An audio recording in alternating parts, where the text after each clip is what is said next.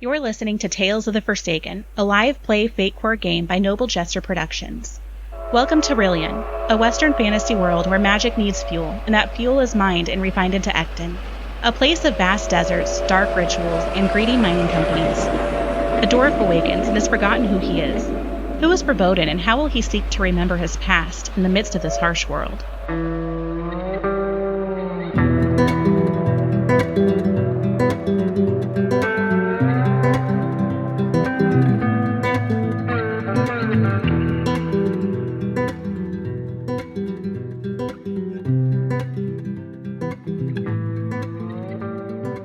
All right, welcome to our Season 1 finale. We're excited to finally be here. It's been a lot of fun recording this, and we are already at recording Season 2, which is exciting. So just wanted to drop in a special thank you to all our listeners and joining us on the story that we are passionate about telling. Anything to say, Jesse? You're speechless. Yeah, speechless. No, just want to say thank you so much for all of you who have stuck with us throughout Season 1. Our aim was to tell a really good story that we felt like people could follow along and connect with and learn about this character, Verboden. And hopefully we did that. If you're just joining us with this episode, I don't know why you would, but welcome. Hopefully you enjoy it and that causes you to go back and listen. But listeners, prepare for Season 2 because things are going to get crazy. Yep, and stay tuned at the end of this episode for a just a little teaser of Season 2. Well, nothing else. I can crash a train into Orion. He's going to run towards you, axe up. So Jarl rushes across the car at you, his axe raised. What are you going to do? Shoot, man, we're just getting right into this. In this train, are there things around that I feel like I could maybe potentially like toss over in front of him to try to create an advantage? In this specific car, there is a lot of luggage, as well as the large Ecton drill right next to you. Got it. Add like a tarp over it, so you could potentially make use of that if you wanted to.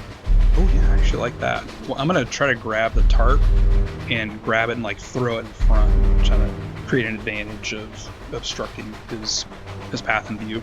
Okay. Yeah. So let's go ahead and have you roll. What do you think you would roll for trying to throw this tarp? It's kind of a new type of thing I'm doing here. Let's go with. I can see physique. Yeah. I can see athletics. I could even see something like survival, maybe even bluff if you wanted to.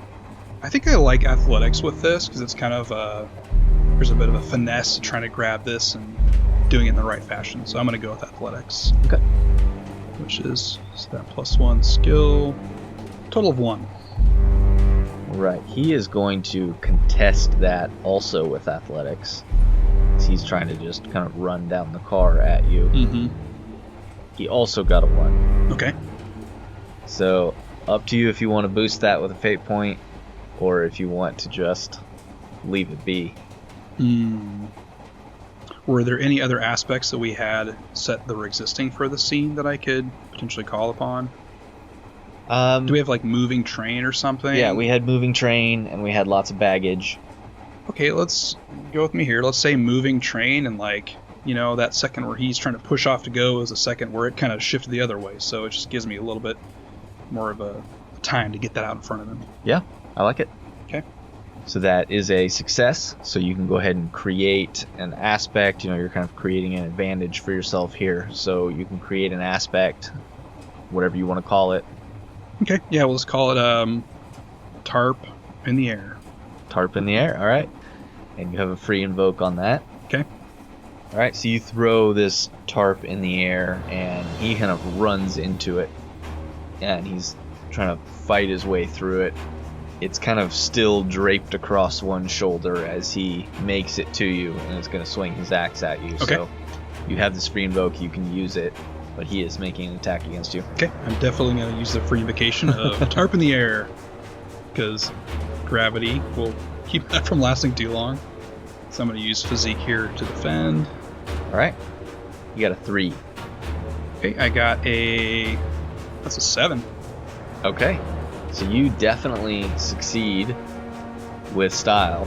Mm-hmm. So he misses you, and I'd say, you can go ahead and give yourself a boost, or I'd actually let you just have a second free invocation of tarp in the air if you want to kind of, or maybe not tarp in the air anymore. Mm-hmm. Tarp wrapped around him, something like that. Jarl in the tarp? Yeah, Jarl in the tarp. You forgot up on the shelf. You got Jarl in the tarp.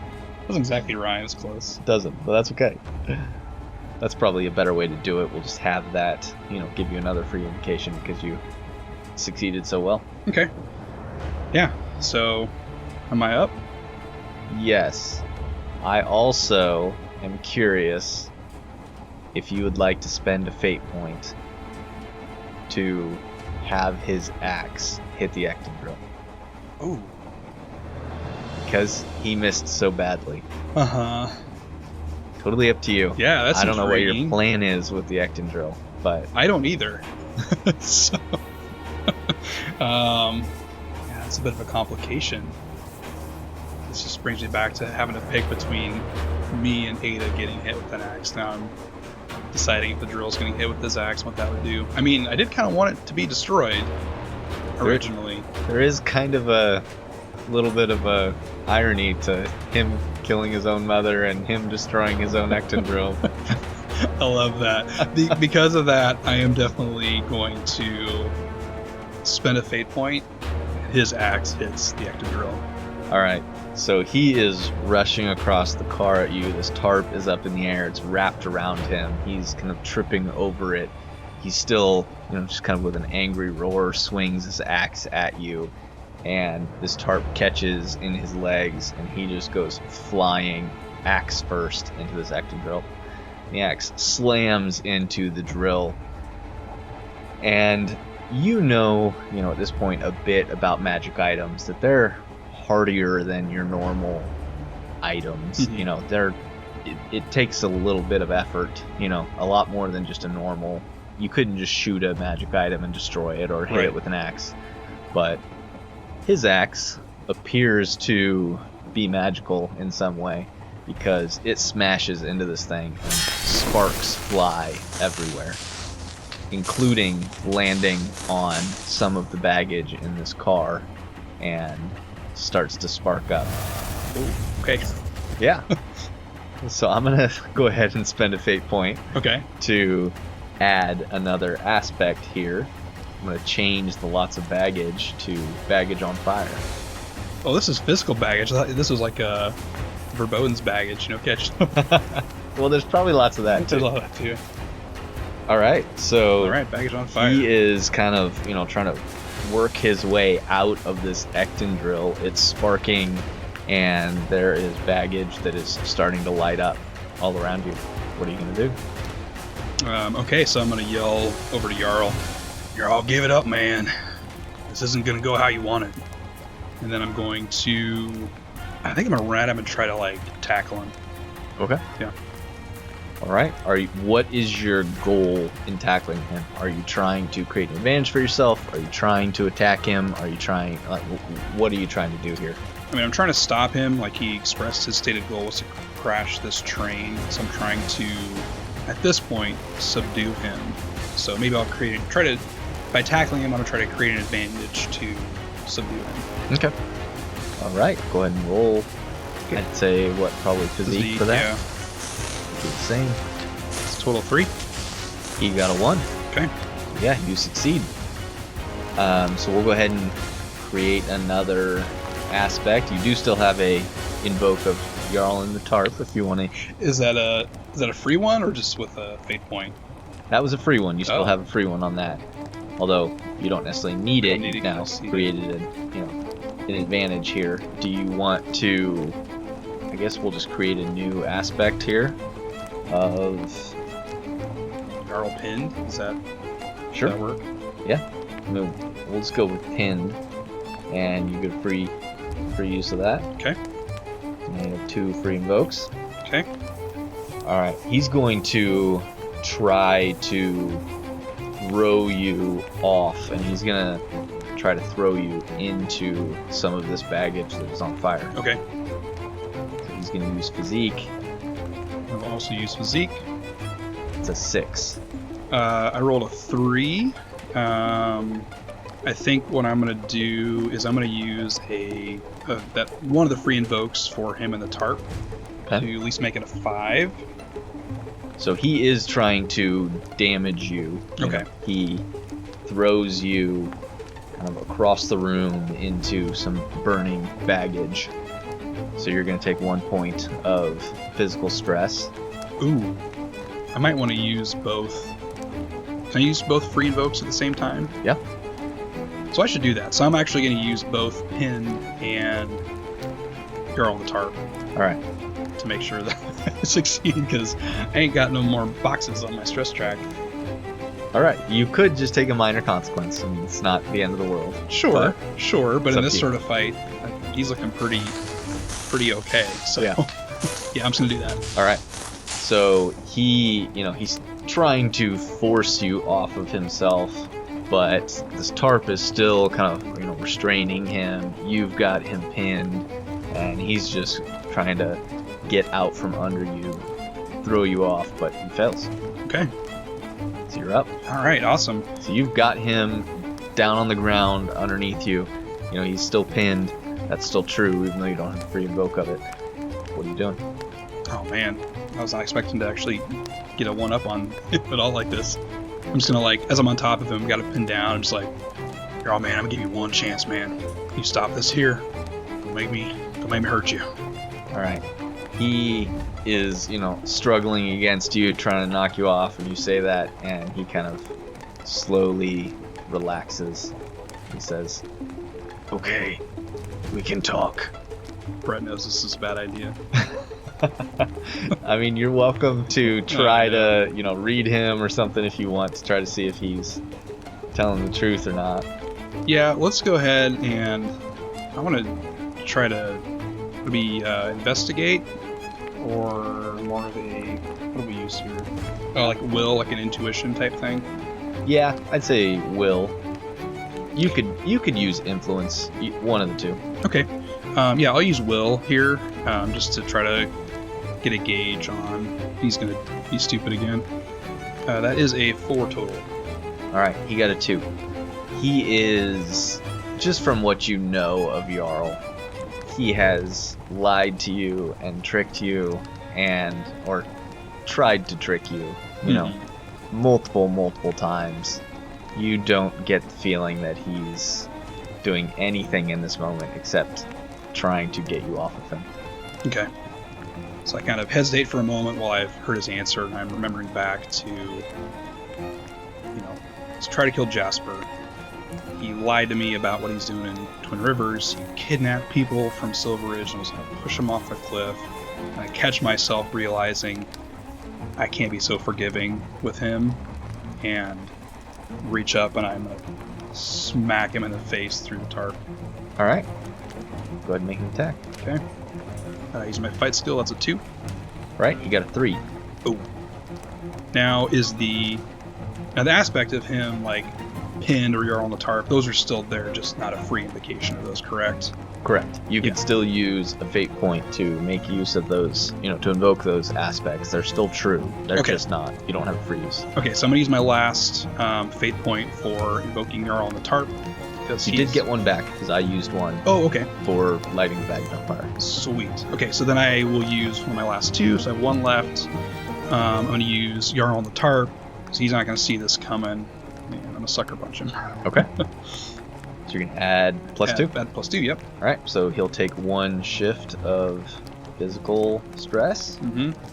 All right, yeah, so you clock him through this tarp, and you can see, his nose starts to spurt blood, and he kind of growls, and he spits this blood up at you, and he's going to try to bring his axe up and around, and he's just going to try to smash it in the side of your head. Oh, okay. Oops, forgot he still had that. That is a 2. You got a 4. Okay. I'm going to use my last fate point to invoke Pinned. and have that not succeed. All right. I am going to have him use a fate point Okay. to invoke moving train Oh. and have it succeed. Okay. So you add +2, he's going to add +2. So you're going to still take 2 shifts of physical stress. Okay. So he tries to bring this axe around, and you try to hold his arm down, but your arm slips as the train jostles, and he brings this axe and smashes it into the side of your head. Ooh, okay. So 2 shifts of physical stress. Yeah, so I am out of physical stress boxes, so I need a consequence. All right, so minor consequence. I'm going to say that he smashes this into kind of, into your eye, and I'm going to do kind of a partially blinded, Okay. which is just going to kind of exist as an aspect that may be used against you. Okay. Bummer. Okay. So that's your minor consequence, Got it. and you're up. Okay, yeah, so I get hit and I kind of fall. I'm going to stagger back with that. I would assume getting cracked in the face and starting to bleed. I kind of pull my hand up and feel the blood coming down, trying to clear it out of my eye. And then I think I'm going to pull another pistol out and realizing that I can't go easy on him, and I'm going to try to shoot him. All right, That's a 4. you get a 3. Okay. All right, so that's going to use his 2 box. All right, so you pull a pistol out, you shoot him, and you obviously hit him as he's still struggling with this tarp. And he pauses for a moment, and then he kind of clambers up on his knees. And he throws his axe at you. Oh, okay. I'm gonna try to dodge this and use my athletics here. Hey, I rolled pretty good. That's a 4. It's a 6. Ooh, okay. So I would assume the aspects of pinned, you're on the tarp, those are both gone. I mean, they're still there. You could, you could invoke them with a fate point if you really want to. Mm-hmm. Yeah, it's up to you. Okay. I have 1 fate point left, right? Yeah. Yeah, I'm gonna use moving train, that same type of thing, where the axe goes wide. Okay. So it, the axe goes barely past you, and he's standing there, doesn't have his axe anymore. He holds his hand out, and it suddenly materializes in his hand. Oh. Okay. That sucks. That's awesome, but it sucks for me. Jarl's had some upgrades. Yeah, he has. The advantages of working with a dragon. Yeah, that makes sense. Checks out. Okay. Any changes with the Ecton drills? It's still kind of like sparking and... Yeah, I mean, it's still sparking. The baggage in this car is now, pretty fully lit on fire, so your area of movement is pretty restricted to just the middle of this car. Mm-hmm. Alright, so I just yell back over at Jarl, Jarl, man, it's over, man. You gotta stop this. You're not gonna win. And I'll shoot at him again. All right. That's a 6. He also got a 6. Ooh. Not fate points. He brings the axe around, and you see your bullet just ting off of it. And he stands up and kind of shoves this tarp off of himself. So now Hind and Jarl and the tarp are just gone. Okay. And he's kind of breathing a little bit heavy. And he says, "You're right. It is over. For you." And he's going to rush at you and try to hit you with his axe. Okay. This physique here. It's a 7. Oh, man, I'm rolling good, too. I got a 6, though. All right. Oh, okay. You don't have any fate points. No fate points. 1 physical stress here. So I think at this point, I'm going to offer to you to kind of concede this, and we can kind of move on. Mm-hmm. Yeah, I mean, that'd be a moderate consequence. I think so. Yeah, I mean, if you keep, let's say that, he rushes over, he slams this axe into your side, and your vision just goes black for a moment. You, just from the pain and the blood loss and the exhaustion, you kind of collapse, and he rips his axe out of your side. He bends down to you a little bit, and he says, "Verboden, I may be a fool, but this is where trying to be a hero gets you." And he He's just gonna kind of rear back and kick you, and then he turns and he runs out the door. So you're laying there on the floor of this train car. The fire is building all around you. You can see that your blood pooling around you, and you suddenly begin to feel this terrible pull on your mind. Your fingers start to twitch as you feel this compulsion begin to set in, and it feels familiar and awful.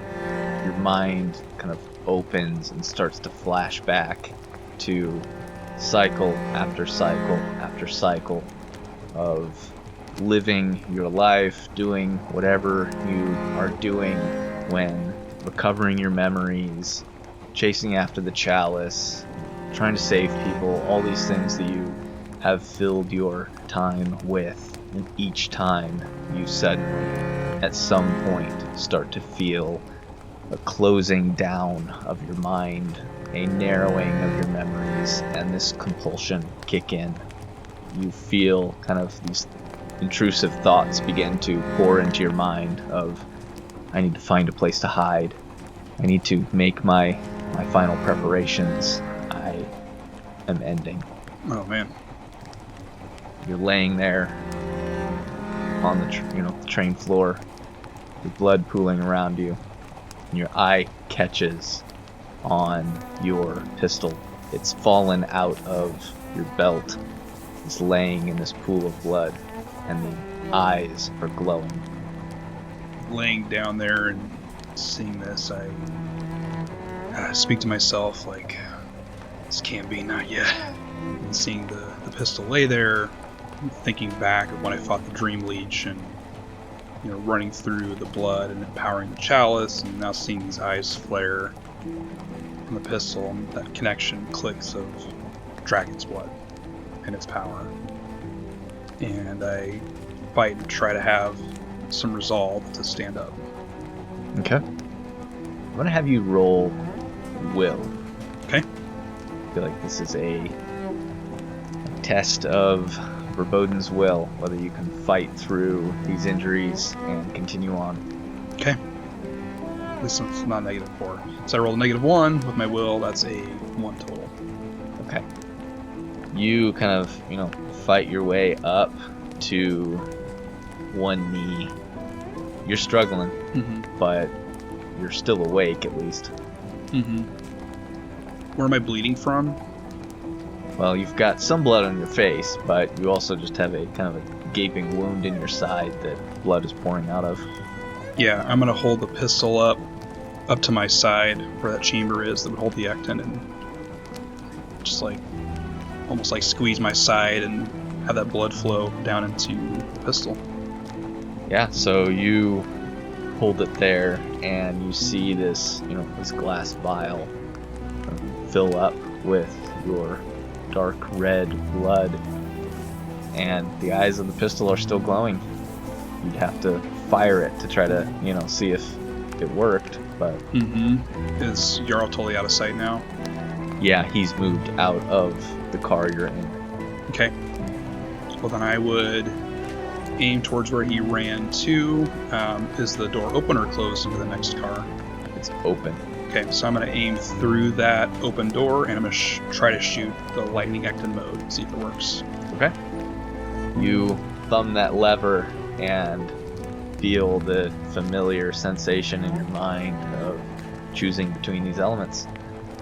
And you select the lightning mode and fire, and you feel yourself propelled forward into the next car. Oh, man.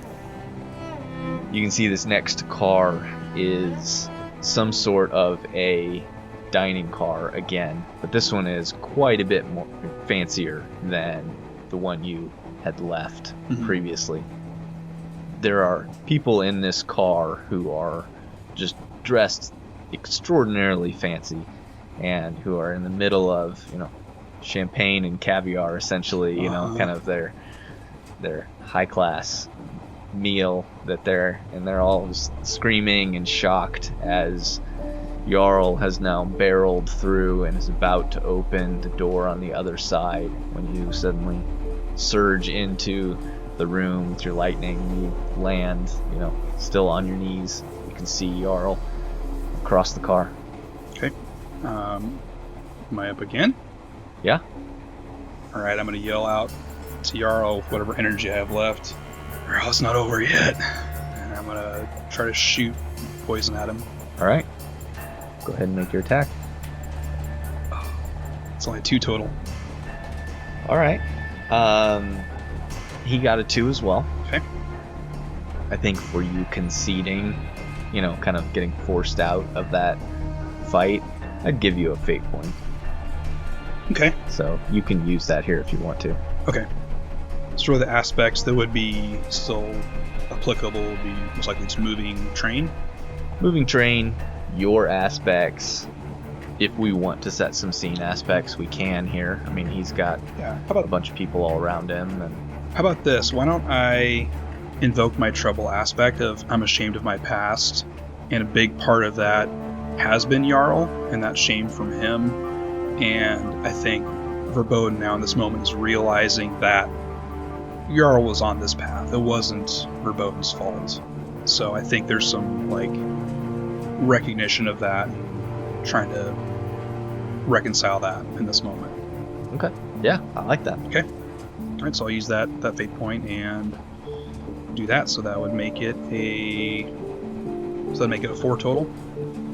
Yeah. So you do 2 points of physical stress to him, and you fire, you toggle the lever, you select poison, and you once again kind of see that familiar energy course out of him and into you. You feel that wound in your side kind of close, and you're still hurt, you're still bloody, but you're not actively bleeding out. Yeah. And you would regain your 2 box. Okay. He's going to turn as this bullet slammed into him, and he looks back at you, and he's just kind of looks angry and tired and frustrated, and he just growls and he opens the door and rushes through it and slams it closed. Okay. Yeah, I'm gonna get up off my knees onto my feet and start running after him. Okay. You run to the end of the car, you open the door, there's another car, door's closed. I think I'm going to, instead of running through the car, is there a ladder there where I can get up on top of the train car? There is, yeah. Yeah, so I'm going to climb up there. All right, you climb up on top, and you can see you're only a couple of cars away from the engine. But yeah, what do you want to do? I'm going to keep running forward. All right, you run forward. As you kind of get to the end, you see the door slam open. Jarl burst through it, trying to open this next door. So you've kind of got you've got your action.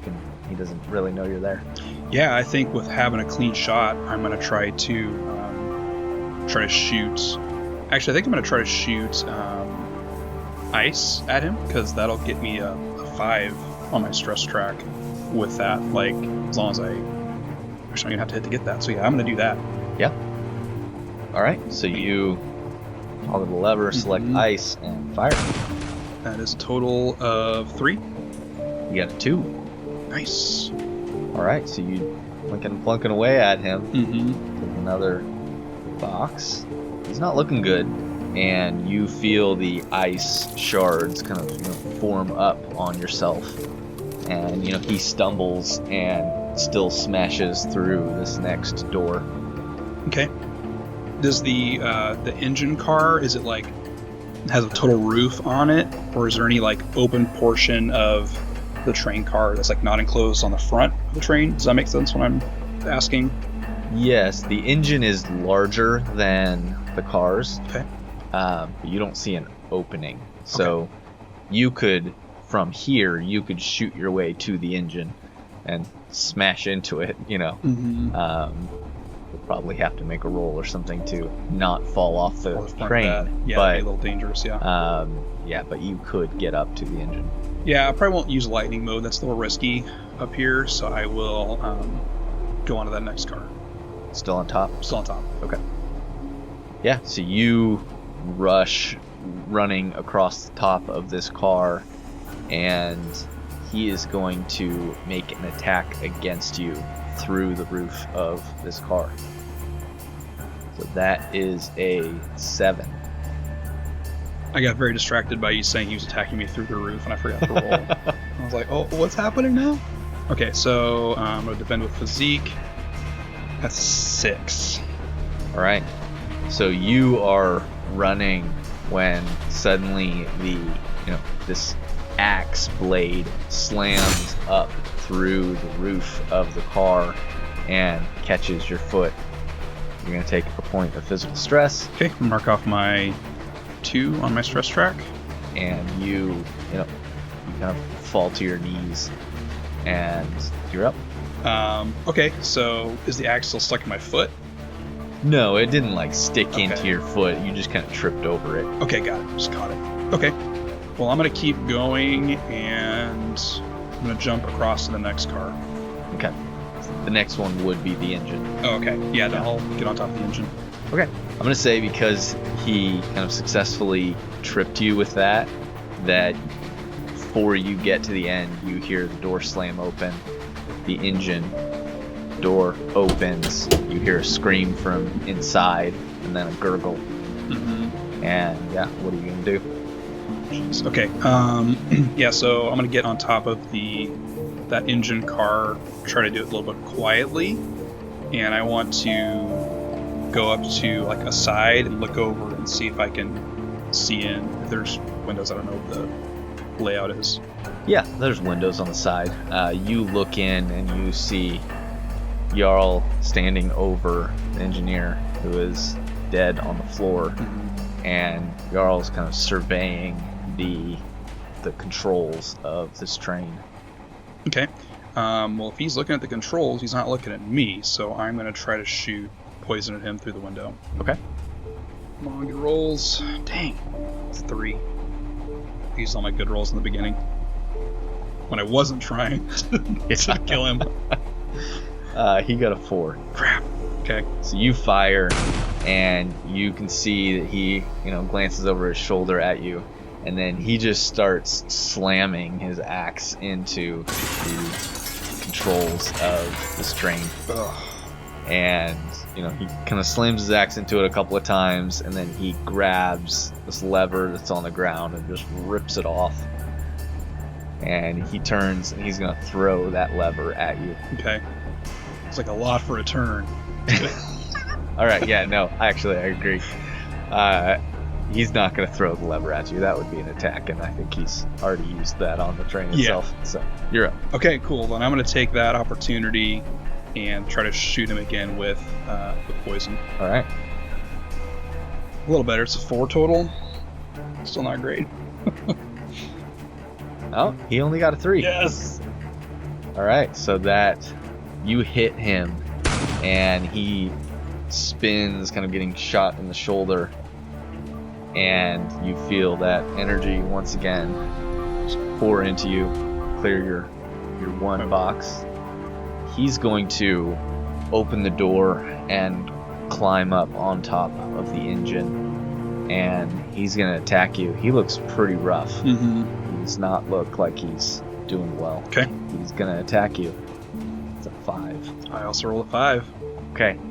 So he climbs up on top of the train, and he swings his axe at you, and it slams down and hits the engine. You're kind of hanging off, a little bit, because you were firing into the engine. So he's standing over you. His axe has kind of been buried into the top of the engine, and he's breathing heavily. He's bleeding. He looks down at you and he says, "It's too late. There's nothing you can do." Wrong as always, Jarl. There's always something I can do. You know what? It's not me. It's somebody else. People who are heroes unlike you. Then I'm going to try to shoot him again with poison. Okay. That's a 1 total. You definitely beat that. Mm-hmm. He got a 5. Oh. Okay. So he's going to get a boost against you. Yep. He's going to rip the axe out. He says, "I've never claimed to be a hero. I am doing what needs to be done." And he's going to attack you again. Okay. He's trying to essentially, kind of chop your hands off and make you fall off this train. Yeah, good times. It's a 5. I rolled a 6. All right. So you are holding on. He slams his axe down at you. Like right in between the fingers, Yeah. You're up. All right. And feel vulnerable hanging here. You don't have to stay hanging there. You can move as a part of your action. Yeah, so I want to try to can I try to swing and jump through the window? Is it feasible where I'm at here? Sure. Yeah. Yeah, try to do that. Yeah. So you jump through the window and now you're inside the engine. He's on top of it. Okay. Well, I'm not going to use any of the Ecton mode stuff. I'm just going to try to shoot approximately where I think he is through the roof of the train. Okay. 4 total. All right. He got a 3. I don't think that boost is really something that he can make use of with you now inside the train. Mm-hmm. So how do you want to do this? Nice. Yeah, so crash through the window, get on my feet, land here, and remembering where he was, I aim up and shoot, and then kind of wait a second and just quiet. You shoot and you hear a smash, and then his body falls and he grabs onto the side of the train. He's right there outside the window, hanging on for dear life. He looks like he's kind of struggling to stay awake. I kind of walk forward a little bit, seeing him there, and Jarl, I wish better for you. I had hope for you that you could be something other than this monster you become. You know what? I don't blame myself anymore. I didn't make you like this.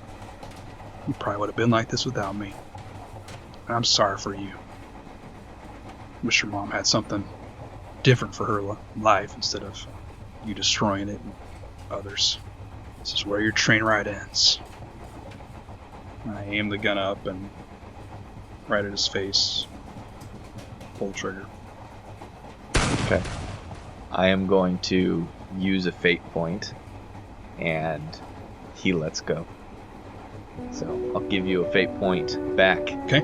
And he goes flying up, into the air and tumbles, and he's gone. Okay.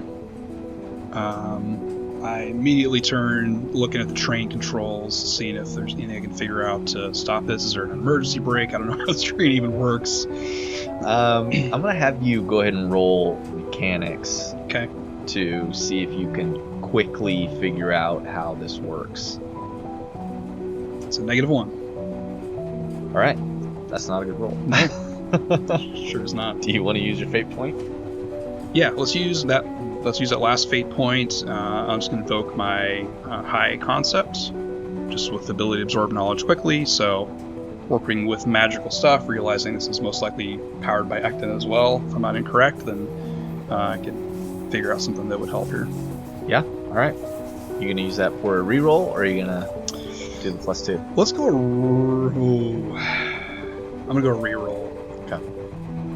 So 1 total. Okay.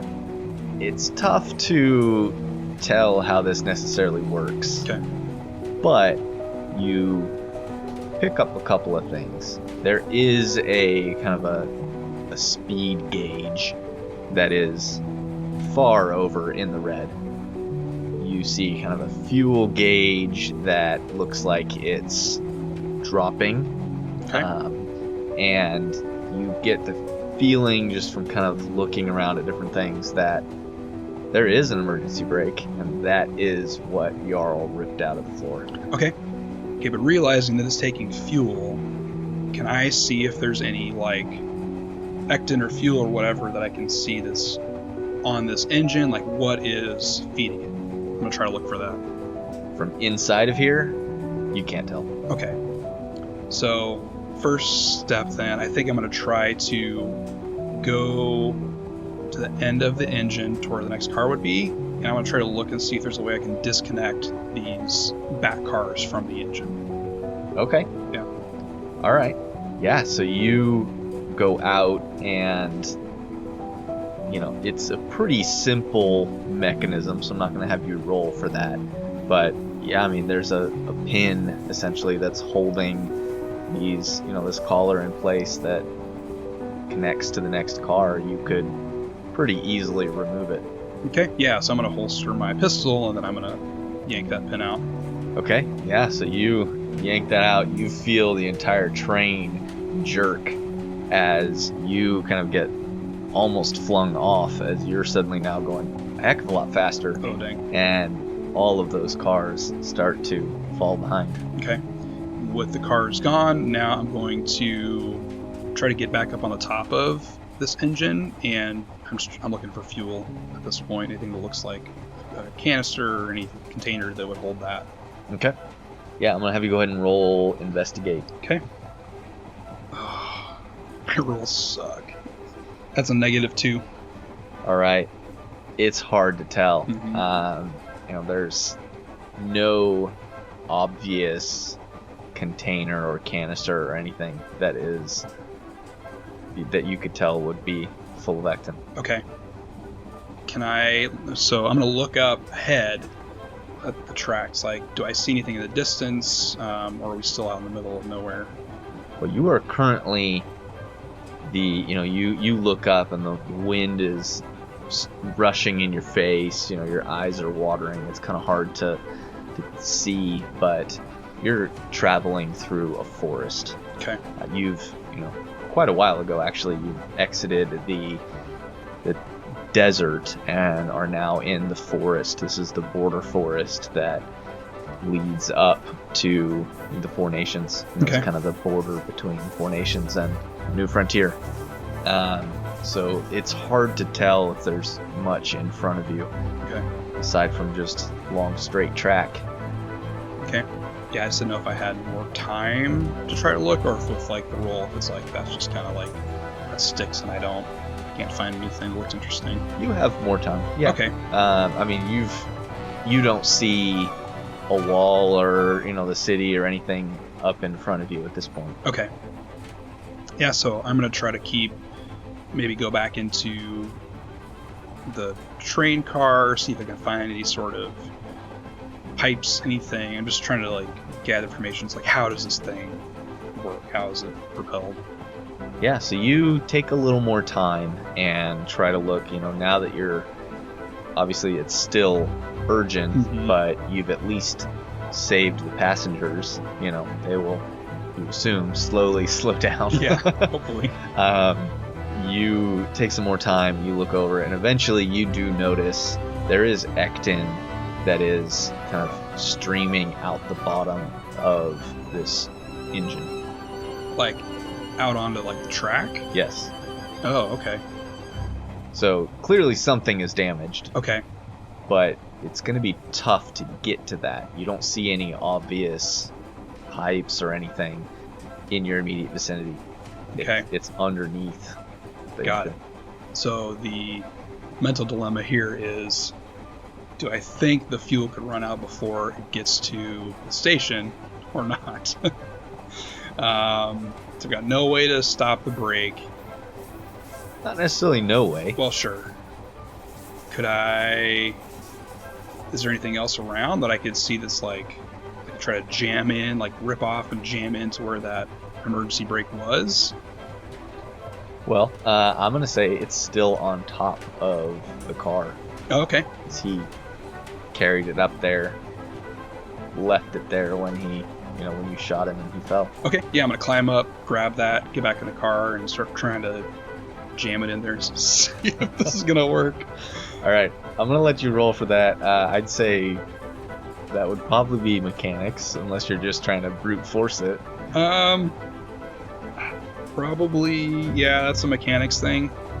I don't know if you took mechanics. I didn't. I think you probably should have.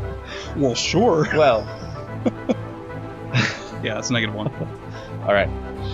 Yeah, I mean, you're jamming this thing down into there, and it's doing nothing. Oh, man. I'm going to go and look down where that pipe is leaking out the ectin again. Where is it exactly? You're gonna like stick your head down there and try to see. Uh-huh. All right, so you holding on as best as you can, kind of put your head down, and you can see that there is a kind of a large canister that is, has a hole in the side that is leaking ectin, and it's underneath the engine. Oh man! Kind of stop and pause for a second, shake my head, kind of grunt, and remembering that ectin ambush that we had before. That's the thing that pops in my head of how to potentially stop this thing. So I'm going to kind of lean over, up and around, and I'm going to aim the ectin pistol up towards that pipe that's leaking out. And simultaneously I want to shoot fire mode at it, and then also kind of let go and roll off the back of this train. All right. Yeah, so you toggle the lever, you select fire, you shoot, you roll off, and just instant pain. Yeah. I mean, you slam into the ground, you are rolling, you're hitting train tracks, rocks. You dropped off this thing going at an extremely high speed. All combined with there's suddenly an explosion that hits you and causes you to roll faster. I definitely need some kind of a probably physique roll. That's only a 1 total. Alright. Yeah. You hit and you black out. I'm gonna have you take a moderate consequence of, I don't know, like broken leg, something. Yeah, I have like multiple fractures and a concussion. Like every bone in your body broken. Yeah, that's pretty bad. Yeah, I mean you can still move, but you are, when you wake up, but you're gonna be in extreme pain. Yeah. Wounds opened again, bleeding, broken bones. Yeah, if you don't get to a doctor or somebody, you're gonna die pretty quickly. Okay. But you black out.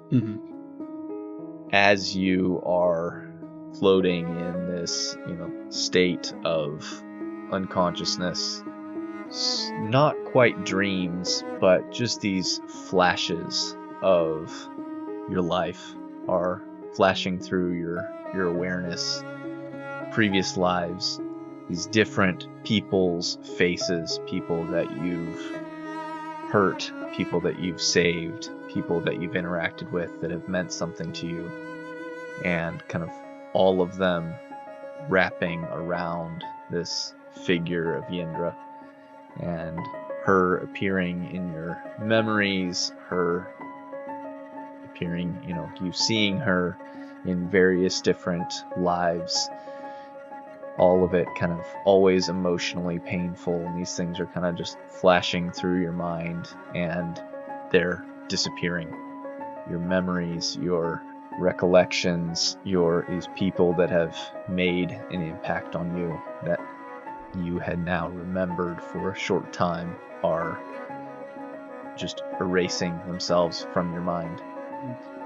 And you come to, you're not sure where you are. You're laying on, the side of these train tracks.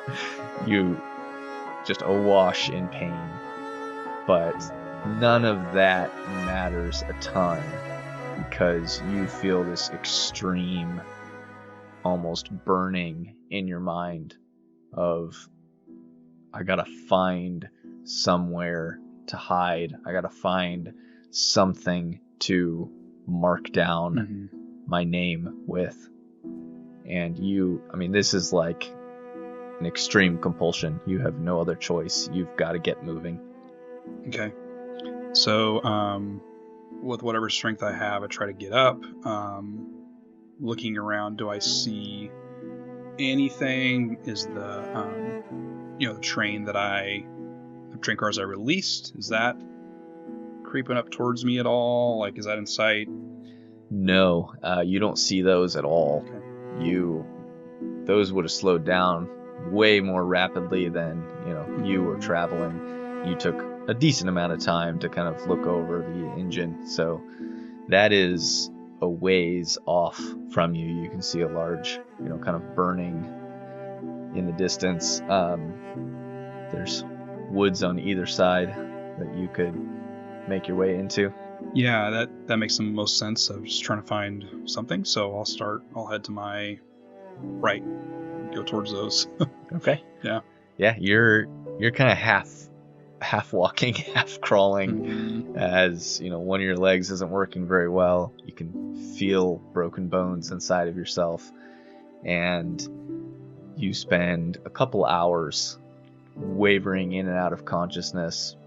Mostly what's keeping you going is this compulsion, and eventually you find yourself on a dirt road. You're almost like shocked to realize that you've been walking, on this dirt road, and you can see up in front of you a clearing. Okay. Yeah, so I'll head up to that clearing and look around.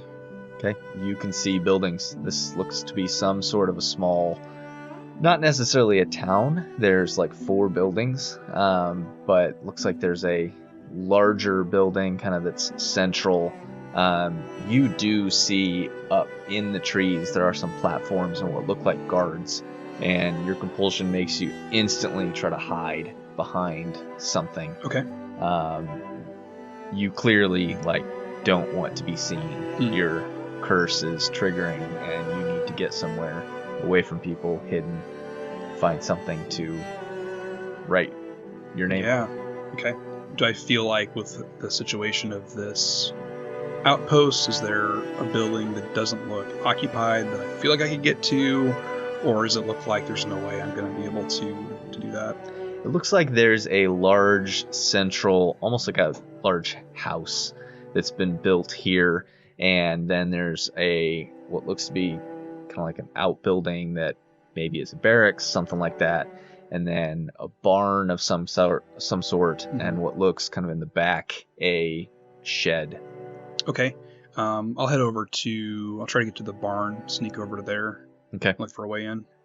Yeah, so you are kind of making your way through the trees and make your way over to the barn, and you hear voices inside this barn. So your kind of attention is dragged over to this shed that's in the back of this property. Okay. Yeah, so I'll head in there. Okay. Yeah, you slam the door open. You're looking around. There is a piece of wood that you just kind of feel yourself drawn to.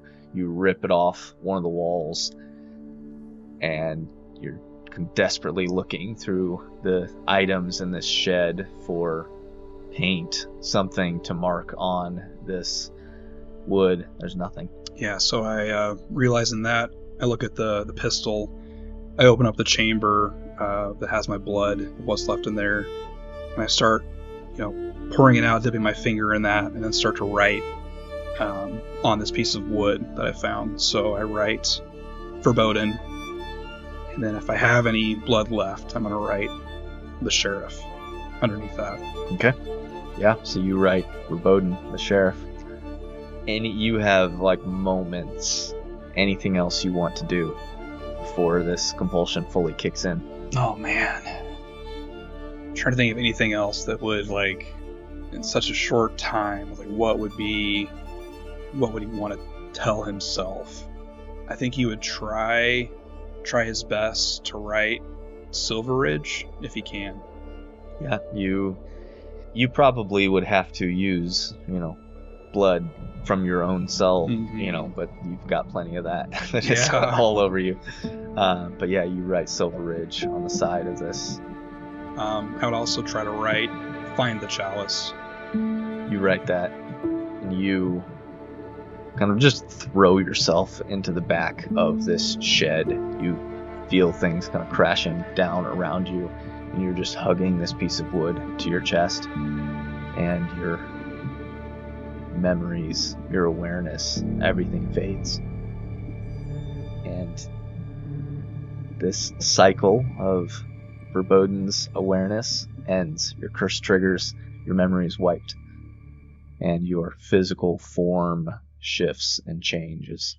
About an hour later, the door of this shed opens. A woman walks in. Her skin is dark, her hair is pulled back.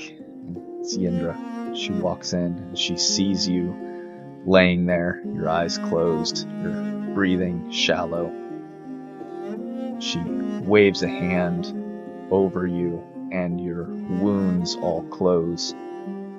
She looks down at you just with a look of sorrow and pain in her expression.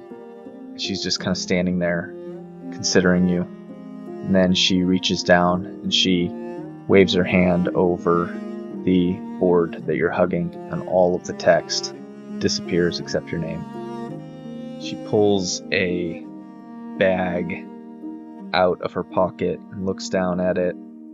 She drops it on you, and coins clink, a few spill out of this bag. And then she reaches down, she takes the pistol, she looks at it, she puts it in her belt,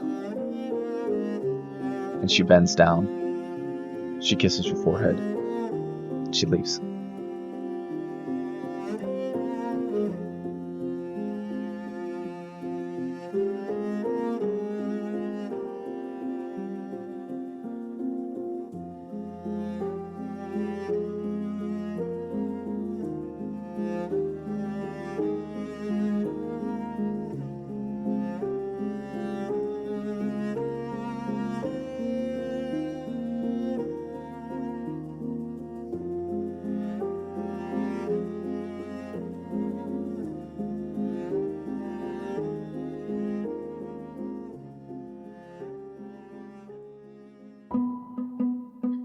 In the time before time, when the world was dark, the Creator gave all to bring forth the world, and his true heirs reigned. In turn, Rin's heirs.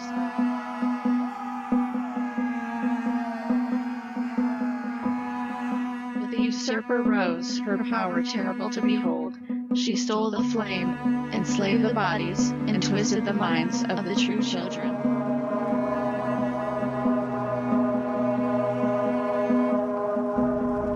Together they shall rebuild the world as it was meant to be at the time of completion. There shall be 3 heirs, one to restore the body, one to restore the flame.